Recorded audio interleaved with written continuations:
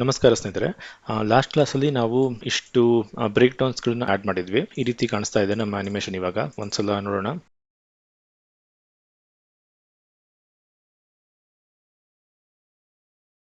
So ಸ್ಟೆಪ್ಪಡ್ ಮೋಡಲ್ಲಿ ಈ ತರ ಕಾಣಿಸ್ತಾ ಇದೆ.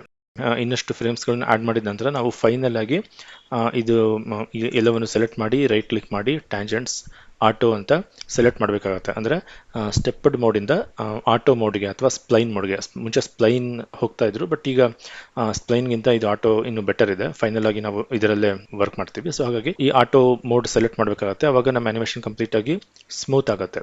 ಬಟ್ ಏನಂದ್ರೆ ಒಂದು ಜನರಲ್ ರೂಲ್ ಏನಪ್ಪಾ ಅಂದ್ರೆ, ರೂಲ್ ಅಂತಲ್ಲ, ಒಂದು ಒಳ್ಳೆ ಅಭ್ಯಾಸ ಅಂತ ಹೇಳ್ಬೋದು. ಆಟೋ ಮೋಡ್ಗೆ ಹೋಗೋಕ್ಕಿಂತ ಮುಂಚೆ, ನೀವು ಸ್ಟೆಪ್ಡ್ ಮೋಡಿಂದ ಆಟೋ ಮೋಡ್ಗೆ ಹೋಗೋಕ್ಕಿಂತ ಮುಂಚೆ ಪ್ರತಿ 2 ಅಥವಾ 3 ಫ್ರೇಮ್ಗಳ ಮಧ್ಯದಲ್ಲಿ ಒಂದು ಕೀ ಫ್ರೇಮ್ ಇದ್ರೆ ಒಳ್ಳೇದು.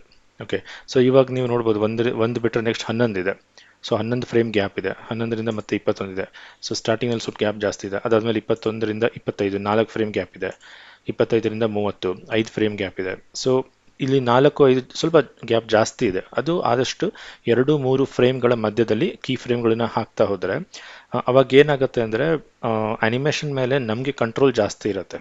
ಸೊ ಈಗ ಮುಂಚೆ ಡ್ರಾಯಿಂಗ್ ಮಾಡ್ತಾ ಇರಬೇಕಾದ್ರೆ, ಹ್ಯಾಂಡ್ ಡ್ರಾನ್ ಅನಿಮೇಷನ್ ಪೇಪರಲ್ಲಿ ಮಾಡ್ತಾ ಇರಬೇಕಾದ್ರೆ ಪ್ರತಿಯೊಂದು ಡ್ರಾಯಿಂಗನ್ನು ಅವರೇ ಬಿಡಿಸ್ತಾ ಇದ್ರು. ಎಲ್ಲ ಫ್ರೇಮ್ಗಳಲ್ಲೂ ಕೂಡ ಡ್ರಾಯಿಂಗನ್ನು ಬಿಡಿಸ್ಬೇಕಾಗಿತ್ತು. ಸೊ ಪ್ರತಿ ಫ್ರೇಮ್ ಮೇಲೆ ಕೂಡ ಅವರು ಪೋಸ್ಗಳನ್ನು ಮಾಡಬೇಕಾಗಿತ್ತು. ಬಟ್ ಇಲ್ಲಿ ನಮಗೆ ಕಂಪ್ಯೂಟರ್ ಇಂಟರ್ಪೋಲೇಷನ್ ಇರೋದ್ರಿಂದ ನಾವು ಪ್ರತಿಯೊಂದು ಫ್ರೇಮ್ ಕೂಡ ಡ್ರಾ ಮಾಡೋ ಪೋಸನ್ನು ಕ್ರಿಯೇಟ್ ಮಾಡೋ ಅಗತ್ಯ ಇಲ್ಲ.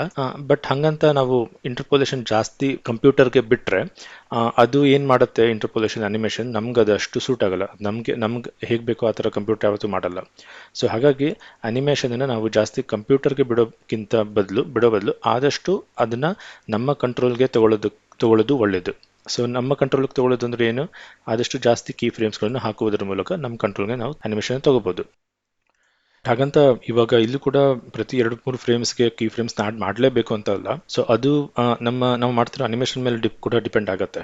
ಅಂದರೆ ಈಗ ಸ್ವಲ್ಪ ಕಾಂಪ್ಲಿಕೇಟೆಡ್ ಅನಿಮೇಷನ್ಸ್ ಇದ್ದರೆ, ಈಗ ನಾವು ಮಾಡ್ತಾ ಇರೋದು ಸ್ವಲ್ಪ ಸಿಂಪಲ್ ಆಗಿದೆ. ಅಂದರೆ ಜಸ್ಟ್ ಏನು ಕೈ ಸ್ವಲ್ಪ ಹಿಂದೆ ಮುಂದೆ ಸ್ವಿಂಗ್ ಆಗುತ್ತೆ, ಅದಾದಮೇಲೆ ಜಸ್ಟ್ ಆಂಟಿಸಿಪೇಟ್ ಆಗಿ ಜಂಪ್ ಮಾಡ್ತಾನೆ, ಜಂಪ್ ಮಾಡಿ ಮತ್ತೆ ಇಲ್ಲಿ ಬಂದು ಕೂತ್ಕೋತಾನೆ, ಎದ್ದೇಳ್ತಾನೆ. ಸೊ ಸ್ವಲ್ಪ ಜಾಸ್ತಿ ಕಾಂಪ್ಲಿಕೇಟೆಡ್ ಇರುವಂಥದ್ದು, ಈಗ ಮಾರ್ಷಲ್ ಆರ್ಟ್ಸ್ ಅಥವಾ ಯಾವುದೋ ಒಂದು ಕಾಂಪ್ಲಿಕೇಟೆಡ್ ಆಕ್ಟಿಂಗ್ ಅನಿಮೇಷನ್ ಮಾಡುವಾಗ, ಸೊ ಈ ಥರ ಸ್ವಲ್ಪ ಕಾಂಪ್ಲಿಕೇಟೆಡ್ ಆಗಿರುವಂಥ ಅನಿಮೇಷನ್ ಮಾಡುವಾಗ ಆ ಥರ ಪ್ರತಿ 2-3 ಫ್ರೇಮ್ಸ್ಗೂ ಒಂದೊಂದು ಕೀ ಫ್ರೇಮ್ ಆ್ಯಡ್ ಮಾಡೋದ್ರಿಂದ ನಮಗೆ ನಮ್ಮ ಅನಿಮೇಷನ್ ಆಲ್ಮೋಸ್ಟ್ ನಮ್ಮ ಕಂಟ್ರೋಲ್ನಲ್ಲಿರುತ್ತೆ.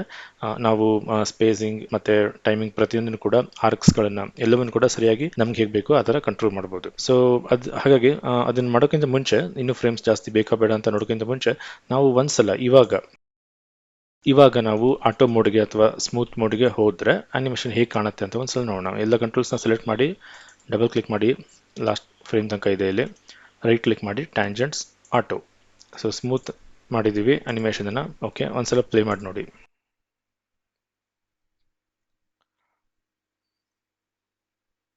ಇಲ್ಲಿ ಸ್ವಲ್ಪ ನಿಧಾನ ಬರುತ್ತೆ. ಸೊ ಇದನ್ನು ನಾನು ಬೆಟರ್ ಪ್ಲೇ ಬ್ಲಾಸ್ಟ್ ತಗೊಂಡು, ಆಲ್ರೆಡಿ ಇದರ ಪ್ಲೇ ಬ್ಲಾಸ್ಟ್ ತಗೊಂಡು ಅದನ್ನ ಪ್ರೀಮಿಯರ್ ಪ್ರೋದಲ್ಲಿ ಓಪನ್ ಮಾಡಿದ್ದೆ. ಸೊ ಇಲ್ಲಿ ನೋಡ್ಬೋದು ನೀವು ಹೇಗೆ ಬರ್ತಾ ಇದೆ ಅಂತ.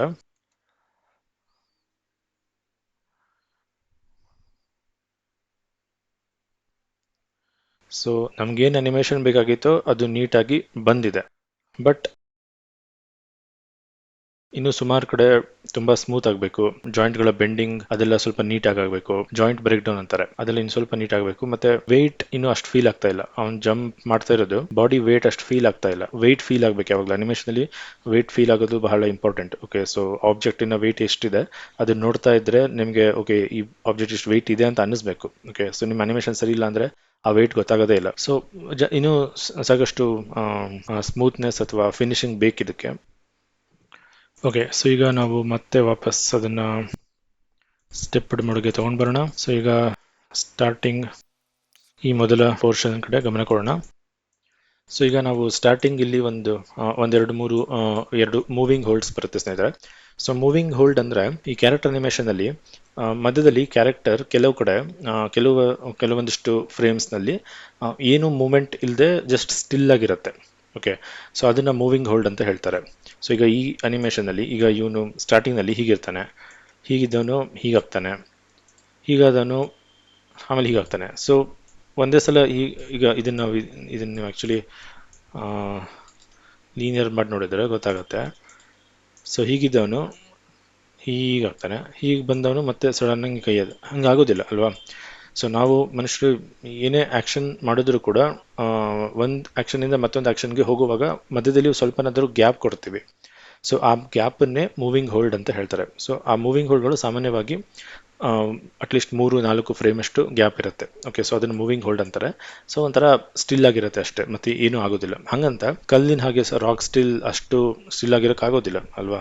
ಸೊ ನಾವು ಸುಮ್ಮನೆ ಕೂತಿದ್ದೀವಿ ಅಂದರೆ ಸುಮ್ಮನೆ ಕೂತಿರಲ್ಲ, ನಾವು ಸುಮ್ಮನೆ ಏನೂ ಮಾಡ್ತೇವೆ, ಸುಮ್ಮನೆ ಕೂತಿದ್ದೀವಿ ಅಂದರೂ ಕೂಡ ನಮ್ಮ ಕೈ ಸ್ವಲ್ಪ ಅಲ್ಗಾಡ್ತಿರುತ್ತೆ, ಕಣ್ರೆಪ್ಪೆ ಬಡ್ಕೋತಾ ಇರುತ್ತೆ, ಸ್ವಲ್ಪ ಆ ಕಡೆ ಈ ಕಡೆ ನೋಡ್ತೀವಿ, ಕಾಲುಗಳು ಏನೋ ಸ್ವಲ್ಪ ಹೀಗೆ ಹೀಗೆ ಅಲ್ಲಾಡಿಸ್ತಿರ್ತೀವಿ, ಏನೋ ಒಂಚೂರು ಮೂಮೆಂಟ್ ಇದ್ದೇ ಇರುತ್ತೆ. ಓಕೆ, ಕಲ್ಲಿನಷ್ಟು ಸ್ಟಿಲ್ ಆಗಿರೋಕೆ ಆಗೋದಿಲ್ಲ. 2D ಅನಿಮೇಷನ್ ಅಲ್ಲಿ ಹಾಗೆ ಮಾಡ್ತಾರೆ. ಸೊ ಸ್ಟಿಲ್ ಅಂದ್ರೆ ಸ್ಟಿಲ್, ಅದು ಜಸ್ಟ್ ಸೇಮ್ ಫ್ರೇಮ್ಸ್ ಇರುತ್ತೆ, ಸ್ಟಿಲ್ ಆಗಿರುತ್ತೆ. ಬಟ್ 3D ಅನಿಮೇಷನ್ ಅಲ್ಲಿ ನೀವು ಆ ಥರ ಫುಲ್ ಸ್ಟಿಲ್ ಆಗಿ ಕೊಟ್ಬಿಟ್ರೆ ನೋಡೋಕ್ಕೆ ಜೀವ ಇಲ್ಲಿ ಹೋದಂಗೆ ಅನ್ಸ್ಬಿಡತ್ತೆ. ಒಂದು 4-5 ಫ್ರೇಮ್ಸ್ ಸೇಮ್ ಇರುತ್ತೆ, ಬಟ್ ಆದರೂ ಕೂಡ ಲೈಟಾಗಿ ಏನಾದರೂ ಮೂಮೆಂಟ್ ಕೊಟ್ಟಿರ್ಬೇಕಷ್ಟೇ, ಆ ಥರ. ಸೊ ಇಲ್ಲಿ ನಾವು ಮೊದಲ ಒಂದು 5 ಫ್ರೇಮ್ಸ್ ಅಷ್ಟು ಮೂವಿಂಗ್ ಹೊಳ್ಕೊಳ್ಳೋಣ. ಸೊ ಮೊದಲು ಹಿಂಗಿತ್ತು, 5 ಫ್ರೇಮ್ ಆದ್ಮೇಲೆ ಕೂಡ ಹಾಗೆ ಇರುತ್ತೆ ಆ ಥರ. ಸೊ ಮೊದಲನೇದಾಗಿ ಇದು ಸ್ಟೆಪ್ ಗೆ ಬನ್ನಿ. ಓಕೆ, ಸೊ ಫಸ್ಟ್ ಫ್ರೇಮಲ್ಲಿ ಹೀಗಿರುತ್ತೆ, 5ನೇ ಫ್ರೇಮಲ್ಲಿ ಕೂಡ ಹಾಗೆ ಇರಲಿ, ಅಲ್ಲಿ ಎಸ್ ಅಂತ ಕೊಡಿ. ಸೊ ಅವಾಗ ಅವೆರಡು ಸೇಮ್ ಇರುತ್ತೆ. ಸೊ ಮಧ್ಯದ ಮೂಮೆಂಟನ್ನ ನಾವು ಆಮೇಲೆ ಕೊಡ್ತೀವಿ. 5ರಿಂದ 11ಕ್ಕೆ ಹೀಗೆ ಬರುತ್ತೆ. ಸೊ ಇಲ್ಲಿ ಮಧ್ಯದಲ್ಲಿ ನಾವು ಒಂದು ಬ್ರೇಕ್ ಡೌನ್ ತೊಗೋಣ. ಸೊ 8ನೇ ಫ್ರೇಮನ್ನು ಒಂದು ಕೀ ತೊಗೋತೀನಿ, ಆಮೇಲೆ ಅದನ್ನೆಲ್ಲ ವಾಪಸ್ ಮತ್ತೆ ಸ್ಟೆಪ್ ಮೋಡ್ಗೆ ತೊಗೋಣ. ಮತ್ತು ಈ ಪೋಸ್ ಇನ್ನೂ ಸ್ವಲ್ಪ ಸ್ಟಿಫ್ ಆಗಿರಲಿ, ಅವನು ರೆಡಿಯಾಗಿ ನಿಂತ್ಕೋತಾನಲ್ವಾ.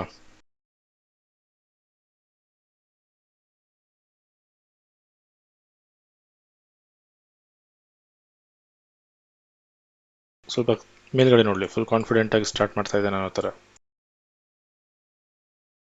ಹೀಗಿದ್ದವನು ಹೀಗಾಗಿ ಹೀಗಾಗ್ತಾನೆ. ಸೊ ಮಧ್ಯದಲ್ಲಿ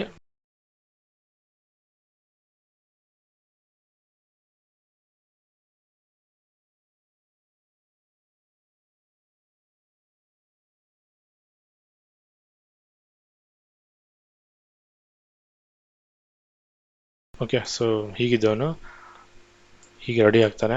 ಸೊ ಒಂದ್ಸಲ ಹೀಗೆ ಫುಲ್ ಸ್ಟಿಫ್ ಆದಮೇಲೆ 11ನೇ ಫ್ರೇಮ್ ತನಕ, 11ರಿಂದ 21ನೇ ಫ್ರೇಮ್ ತನಕ ಹಿಂಗೆ ಕೈ ಎತ್ತುತ್ತಾನೆ. ಸೊ ಹಿಂಗೆ ಸ್ಟಿಫ್ ಆದ ಕೂಡಲೇ ಹಿಂದೆ ಕೈ ಎತ್ತಕ್ಕೆ ಸ್ಟಾರ್ಟ್ ಮಾಡ್ತಾನೆ, ಇಲ್ಲ ಅಲ್ವಾ. ಸೊ ಅಲ್ಲೊಂದು ಮತ್ತೆ ಮೂವಿಂಗ್ ಹೋಲ್ಡ್ ಬೇಕು ಅಲ್ವಾ. ಸೊ ಹಿಂಗೆ ಬಂದು ನಿಂತ್ಕೊಂಡ್ಮೇಲೆ ಸ್ವಲ್ಪ ನಿಂತ್ಕೋಬೇಕಲ್ವ ಅವನು, ಆ ಥರ. ಸೊ 11ರಿಂದ ಒಂದು 15ನೇ ಫ್ರೇಮ್ ತನಕ ಸೇಮ್ ಫ್ರೇಮ್ ಇಡೋಣ. ಸೊ 11ರಿಂದ 15 ಅದು ಕಾಪಿ ಆಗುತ್ತೆ. ಸೊ 15 ಆದಮೇಲೆ ಇಲ್ಲಿ ಈ ಥರ ಕೈ ಮೇಲೆ ಇರ್ತಾನೆ. ಸೊ ಇಲ್ಲಿ ನಾವು ಮತ್ತೆ ಒಂದು ಬ್ರೇಕ್ ಡೌನನ್ನು ಕೊಡ್ಬೋದು 18ನೇ ಫ್ರೇಮಿಗೆ. ಮತ್ತು ಅವೆರಡನ್ನು ಕೂಡ ವಾಪಸ್ ಸ್ಟೆಪ್ ಅಡಕ್ಕೆ ತಗೊಳ್ಳಿ. ಇಲ್ಲಿ ಆಟೋ ಅಂತ ಇದೆ. ಸೊ ಅದಕ್ಕೆ ನಾನು ಇಲ್ಲಿ ಅನಿಮೇಷನ್ ಮಾಡ್ತಾ ಮಾಡ್ತಾ ಅದು ವಾಪಸ್ ಇದಕ್ಕೆ ಬರ್ತಾ ಇದೆ, ಆಟೋಗೆ ಬರ್ತಾ ಇದೆ. ಯಾಕೆ ಅಂತ ನೋಡಿದರೆ ಇಲ್ಲಿ ನಾನು ಆಲ್ರೆಡಿ ಯಾವಾಗಲೂ ಚೇಂಜ್ ಮಾಡಿಬಿಟ್ಟಿದ್ದೀನಿ, ಮಾಡಬಾರ್ದು ಇದು. ಇಲ್ಲಿ ಲೀನಿಯರ್ ಸ್ಟೆಪ್ ಅಂತಲೇ ಇರಲಿ. ಸೊ ನಮ್ಮ ಅನಿಮೇಷನ್ ನಾವು ಯಾವಾಗ ಎಲ್ಲ ಸೆಲೆಕ್ಟ್ ಮಾಡಿ ಎಲ್ಲ ಫ್ರೇಮ್ಸ್ ಸೆಲೆಕ್ಟ್ ಮಾಡಿ ಆಟೋ ಒಂದು ಕನ್ವರ್ಟ್ ಮಾಡ್ತೀವಲ್ಲ, ಅವಾಗ ಇಲ್ಲೂ ಕೂಡ ಆಟೋ ಅಂತ ಮಾಡ್ಕೋಬೇಕು. ಅಲ್ಲಿ ತನಕ ಇದು ಲೀನಿಯರ್ ಸ್ಟೆಪ್ ಅಂತಲೇ ಇರಲಿ, ಎಲ್ಲವೂ ಲೀನಿಯರ್ ಸ್ಟೆಪ್ ಎಲ್ಲ ಇರಲಿ ಎಲ್ಲ. ಇಲ್ಲೊಂದು ಬ್ರೇಕ್ ಡೌನ್ ಆ್ಯಡ್ ಮಾಡಿದ್ದೀವಿ 15ನೇ ಫ್ರೇಮಲ್ಲಿ. ಸಾರಿ, 15ನೇ ಫ್ರೇಮಲ್ಲ, 15ರಲ್ಲಿ ಅದು ಮೂವಿಂಗ್ ಹೋಲ್ಡ್, 11ರಿಂದ 15 ಮೂವಿಂಗ್ ಹೋಲ್ಡ್. ಇಲ್ಲೊಂದು ಬ್ರೇಕ್ ಡೌನ್ ಇದೆ. ಓಕೆ, 18ಕ್ಕೆ ಆಲ್ರೆಡಿ ಕೈಗಳು ಫುಲ್ ಮುಂದೆ ಬಂದಿದೆ.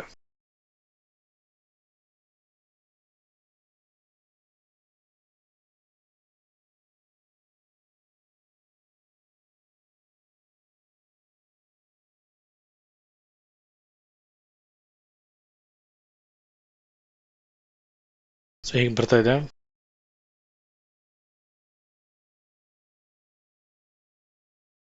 ಮೊದಲು ಸ್ಟಿಫ್ ಆಗ್ತಾನೆ, ಅದಾದಮೇಲೆ ಸ್ಟಾರ್ಟ್ ಮಾಡ್ತಾನೆ. ಸೊ ಅದು ಸ್ಪೀಡ್ ಅಂತ ಅನ್ಸಿದ್ರೆ ಇನ್ನು ಸ್ವಲ್ಪ ಟೈಮಿಂಗ್ ಜಾಸ್ತಿ ಮಾಡ್ಬೋದು ನಾವು ಫ್ರೇಮ್ಸ್ನ. ಸೊ ಸದ್ಯಕ್ಕೆ ಹೀಗಿರಲಿ. ಸೊ ಇಲ್ಲಿ ಆ್ಯಕ್ಚುಲಿ ಸ್ಪೀಡೇ ಅನಿಸ್ತಾ ಇದೆ. ಒಂದ್ಸಲ ಈ ಪೋಸಿಗೆ ಬಂದಮೇಲೆ ಕೇವಲ 4 ಫ್ರೇಮ್ಸ್ ಅಷ್ಟೇ ಹೋಲ್ಡ್ ಇದೆ. ಸೊ ಡೈರೆಕ್ಟಾಗಿ ಅವನು ಸ್ಟಾರ್ಟ್ ಮಾಡಿಬಿಡ್ತಾನೆ. ಸೊ ಹಾಗೆ ಈ 4 ಫ್ರೇಮ್ಸ್ ಏನಿದೆ, ಈ ಗ್ಯಾಪ್ ಸ್ವಲ್ಪ ಜಾಸ್ತಿ ಮಾಡೋಣ. ಸೊ ಇಲ್ಲಿ 151 ಇಟ್ಕೊಂಡು ಇಲ್ಲ ಸೆಲೆಕ್ಟ್ ಆಗಿದೆ. ಸೊ 11ರಿಂದ 4 ಫ್ರೇಮ್ಸ್ ಮಾತ್ರ ಗ್ಯಾಪ್ ಇದೆಯಲ್ಲ. ಸೊ ಇಲ್ಲಿಂದ ಎಲ್ಲ ಕೀ ಫ್ರೇಮ್ಗಳನ್ನ ಸೆಲೆಕ್ಟ್ ಮಾಡಿ ಒಂದು 4 ಇರೋದನ್ನು 10ಕ್ಕೆ ಎಸೋಣ. Okay, so 1 2 3 4 5 6. ಓಕೆ, ಸೊ ಇಷ್ಟಿರಲಿ. ಸೊ ಇಲ್ಲಿ ಒಂದು ಸ್ವಲ್ಪ ಲಾಂಗ್ ಮೂವಿಂಗ್ ಹೋಲ್ಡನ್ನ ಕೊಟ್ಟಂಗಾಗತ್ತೆ. ಸೊ ಅದರಿಂದ ಈಗ ಹೇಗೆ ಕಾಣಿಸ್ತಾ ಇದೆ. ಸೊ ಮೊದಲು ಹಿಂಗೆ ನಿಂತ್ಕೋತಾನೆ, ಅದಾದಮೇಲೆ ಸ್ಟಾರ್ಟ್ ಮಾಡ್ತಾನೆ. ಇನ್ನು ನಿಂತ್ಕೊಳ್ಳೋದು ಕೂಡ ಫಾಸ್ಟ್ ಅನ್ಸಿದ್ರೆ ಅದನ್ನು ಕೂಡ ಒಂದು ಸ್ವಲ್ಪ ಗ್ಯಾಪ್ ಜಾಸ್ತಿ ಮಾಡ್ಬೋದು.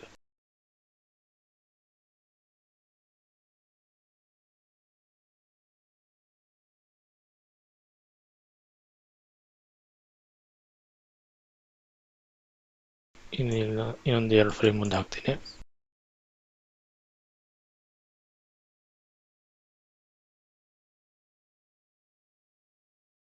ಓಕೆ,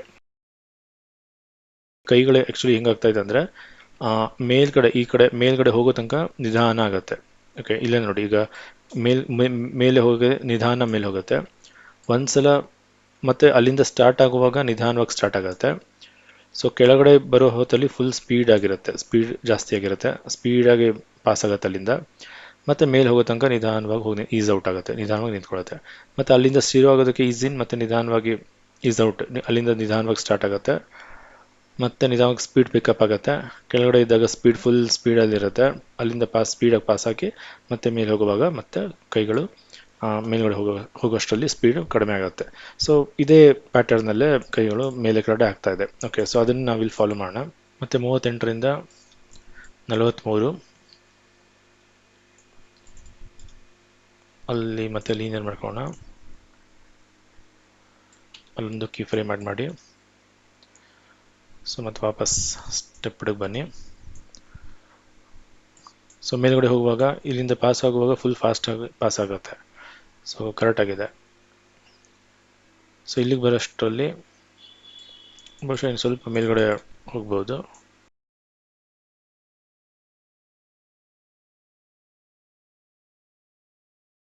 ಓಕೆ,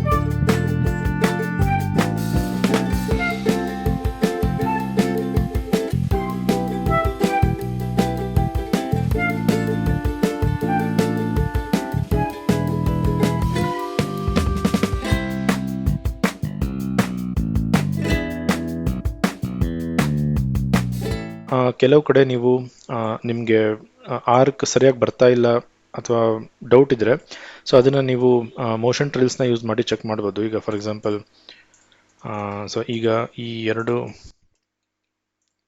ಕಂಟ್ರೋಲ್ಗಳನ್ನು ಹ್ಯಾಂಡ್ FK-ನ ಈ ಕೊನೆಯ 2 ಕಂಟ್ರೋಲ್ನ ಸೆಲೆಕ್ಟ್ ಮಾಡಿ. ಬಹುಶಃ ಇಲ್ಲಿಂದ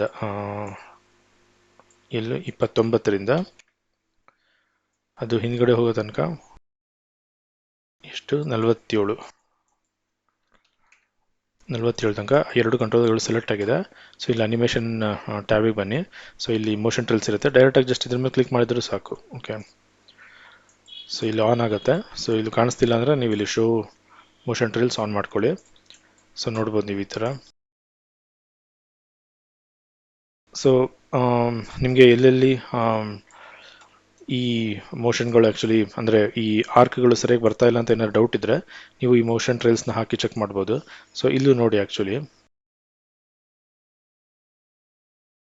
ಕೈಗಳು ಸ್ವಲ್ಪ ಒಂದು ಕಡೆ ಹೀಗೆ ಇದೆ, ಸ್ವಲ್ಪ ಸ್ಟ್ರೈಟ್ ಆಗಿರೋ ಥರ ಮಾಡ್ಕೋಬೋದು.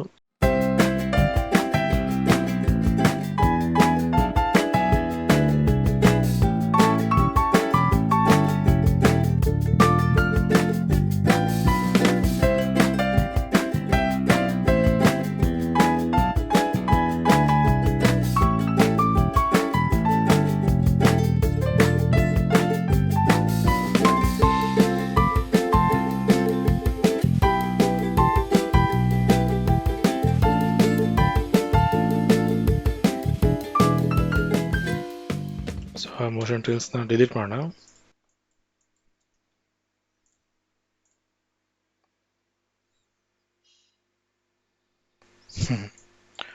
ದೋಣಿ ಓಡಿಸಂಗಿದೆ. ಅವುಗಳ ಆರ್ಕನ್ನು ಅಡ್ಜಸ್ಟ್ ಮಾಡೋದ್ರಿಂದ ಆ ಮೂಮೆಂಟಿನ ಸ್ಮೂತ್ನೆಸ್ ಇನ್ನೂ ಚೆನ್ನಾಗಿ ಬರುತ್ತೆ. ಈಗ ನಾನು ಮತ್ತೆ ಅದೇ 2 ಕಂಟ್ರೋಲ್ಸ್ನ ಸೆಲೆಕ್ಟ್ ಮಾಡಿ ಇಲ್ಲಿ 47ರಿಂದ 66 ತನಕ ಟೈಮ್ ಲೈನನ್ನು ರೆಡಿ ಮಾಡ್ಕೊಂಡಿದ್ದೀನಿ. ಸೊ ಮತ್ತೆ ಮೋಷನ್ ಟ್ರೈಲ್ಸ್ನ ತಗೊಳ್ಳಿ. ಇಲ್ಲಿ ನೋಡಿ, ಇಷ್ಟೊಂದು ಹೊರಡೆ ಹೋಗೋದು ಬೇಡ, ಹೀಗಿರಲಿ. ಮತ್ತು ಇಲ್ಲಿ ಇಷ್ಟೊಂದು ಹೊರಡೆ ಬರೋದು ಬೇಡ, ಸ್ವಲ್ಪ ಹೀಗಿರಲಿ. ಸೊ ಈ ಮೋಷನ್ ಟ್ರೈಲ್ ಪಾತ್ ಎಷ್ಟು ಚೆನ್ನಾಗಿರುತ್ತೋ, ಸೊ ನಮ್ಮ ಕಂಟ್ರೋಲ್ಸ್ಗಳ ಆರ್ಕ್ ಅಷ್ಟು ಚೆನ್ನಾಗಿರುತ್ತೆ ಅಂತ. ಸೊ ಇನ್ಫ್ಯಾಕ್ಟ್ ಆರ್ಕ್ ಅನ್ನೋದು ಅನಿಮೇಷನ್ ಪ್ರಿನ್ಸಿಪಲ್ಸ್ಗಳಲ್ಲಿ ಒಂದು. 12 ಅನಿಮೇಷನ್ ಪ್ರಿನ್ಸಿಪಲ್ಸ್ಗಳಲ್ಲಿ ಆರ್ಕ್ ಪ್ರಿನ್ಸಿಪಲ್ ಕೂಡ ಬಹಳ ಇಂಪಾರ್ಟೆಂಟ್ ಆಗಿರುತ್ತೆ. ಓಕೆ ಸ್ನೇಹಿತರೆ, ಫೈನಲ್ ಆಗಿ ಇವಾಗ ನಾವು ಅನಿಮೇಷನ್ ಸ್ಟೆಪ್ಡ್ ಮೋಡಿಂದ ಸ್ಮೂತ್ ಮೋಡಿಗೆ ಕನ್ವರ್ಟ್ ಮಾಡ್ಕೊಳ್ಳೋಣ. ಸೊ ಮಾಡಿದ ನಂತರ ಮುಂದಿನ ಪಾಲಿಶಿಂಗ್ ಏನೇನಿದೆ, ಸೊ ಇದರಲ್ಲಿ ಅದು ಇನ್ನೂ ಸ್ಮೂತಾಗಿ ಬರಬೇಕು, ಇದರಲ್ಲಿ ಆ ಕುಷನಿಂಗ್ ಎಫೆಕ್ಟ್ ಚೆನ್ನಾಗಿರಬೇಕು, ಎಲ್ಲವನ್ನು ಕೂಡ ಫೈನಲ್ ಪಾಲಿಶಿಂಗನ್ನು ನಾವು ಗ್ರಾಫ್ ಎಡಿಟರಲ್ಲಿ ಮಾಡ್ತೀವಿ. ಮತ್ತು ಒಂದಿಷ್ಟು ಪೋಸ್ಗಳನ್ನ ಅಡ್ಜಸ್ಟ್ ಮಾಡೋದ್ರಲ್ಲೂ ಇರುತ್ತೆ, ಮತ್ತು ಒಂದಿಷ್ಟು ಜಾಸ್ತಿ ವರ್ಕ್ ಗ್ರಾಫ್ ಎಡಿಟರ್ನಲ್ಲಿ ಕೂಡ ಇರುತ್ತೆ. ಓಕೆ, ಸೊ ಅದನ್ನು ಮುಂದಿನ ವಿಡಿಯೋದಲ್ಲಿ ನೋಡೋಣ. ಓಕೆ.